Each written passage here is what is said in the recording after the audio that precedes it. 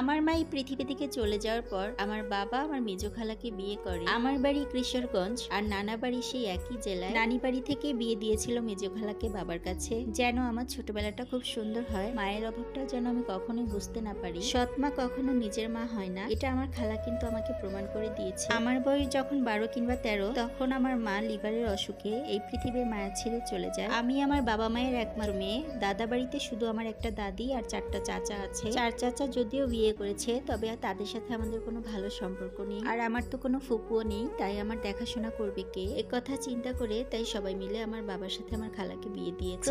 প্রথম সবকিছুই ঠিক ছিল। মায়ের কথা যখনই আমার মনে পড়তো তখন খালা আমাকে অনেক বেশি ভালোবাসতো। তবে বিয়ের 2 বছর পর আমার একটা ভাই হয়। ভাই হওয়ার পর থেকে খালা আমাকে একটু কম ভালোবাসতো। বলতে গেলে আমাকে তেমন একটা ভালোবাসতো না, উল্টো আমাকে দিয়ে অনেক কাজ করাতো। ভাইয়ের মোটামুটি সকল কাজের দায়িত্বই আমার উপরে ছিল, কারণ আমার বয়সটা তখন প্রায় 16-র কাছাকাছি। আমাকে তখন বিয়ে দিলে নাকি আমি নিজেই একটা বাচ্চার মা হয়ে যেতাম। তাই কেউ যদি বলতো আমাকে দিয়ে কেন এত কাজ করাচ্ছে আমার খালা, তখন আমার সাথে অনেক রাগারাগি করতো। বলতো আমি নাকি সবার কাছে বিচার দিই, তাই সারাদিন আমার ভাইকে আমার পাহারা দিতে হতো, অথবা ঘরের অন্য কাজ করতে হতো। এভাবে করে আমি ঠিক মতো খাওয়া দাওয়াটাও করতে পারতাম না। আমার চাচিরা কিন্তু মোটামুটি বেশ খারাপই ছিল, তবুও তারা আমাকে মাঝে মাঝে একটু খাবার দিত। যেই নানি বাড়ি থেকে আমার সুখের জন্য আমার খালাকে আমার বাবার কাছে বিয়ে দিয়েছিল, এখন আমাকে আর আমার ভাইকে সেই নানি বাড়ি থেকেই 2 চোখে দেখা হয়। মা থাকতে যখন আমি আমার নানা বাড়িতে যেতাম, আমার 3 মামি আমাকে অনেক বেশি ভালোবাসতো। এখন দেখা যায় আমার ভাইকে অনেক বেশি ভালোবাসে। আমার তো তেমন একটা খোঁজ খবর নেওয়ারই সময় হয় না, কারণ মাকে নিয়ে আমার খালারা হচ্ছে 3 বোন, আর সেখান থেকে মেজো খালাই হচ্ছে এখন আমার সৎ মা। নানি বাড়িতে খাবার খেতে বসলে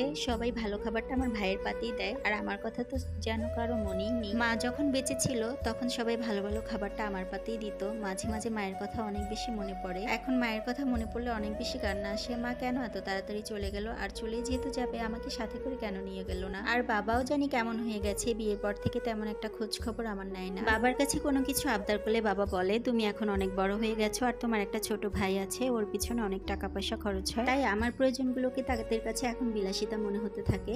যেহেতু আমি একটু হাতে পায়ে বড় হয়ে গেছি, তারা তো আমাকে কিন্তু কখনো কোনো নতুন জামা কাপড় কিনে দিত না। আমার খালাদের পুরনো জামা কাপড়গুলোই আমাকে দিত, আমি সেগুলোই পরতাম। মাঝে মাঝে আমার চাচিদের জামা কাপড়ও দিত, সেগুলো আমি পরতাম। আমার বাবার আর্থিক অবস্থা কিন্তু এতটাও দুর্বল না যে আমাকে চেয়ে অন্যের জামা কাপড় এনে পরতে হবে, অথচ মা বেঁচে থাকতে কিন্তু ভালো জামা কাপড়গুলো আমাকেই আগে কিনে দিত। আমি কোনো কিছু কিনে টাকা থাকলে তবেই আমার মা নিজের জন্য কেনার চেষ্টা করতো। বাবা যত রাতে বাসায় আসতো আমার জন্য পছন্দের কোনো না কোনো একটা খাবার সাথে করে নিয়ে আসতো। বাবা তুমি এত পরিবর্তন হয়ে গেলা, আমার পছন্দ মতো খাবার আনবে তো দূরের কথা, আমি ঠিক মতো খাবার খাচ্ছি কিনা সেটারই তুমি কোনো খোঁজ খবর রাখো না। মা বেঁচে থাকতে বাড়িতে কোনো ভালো মন্দ রান্না হলে প্রথম খাবারটা আমাকেই খেতে দিত, আর এখন তো ভালো মন্দ রান্না হলে সবার শেষে খাবার খেয়ে বেঁচে থাকলে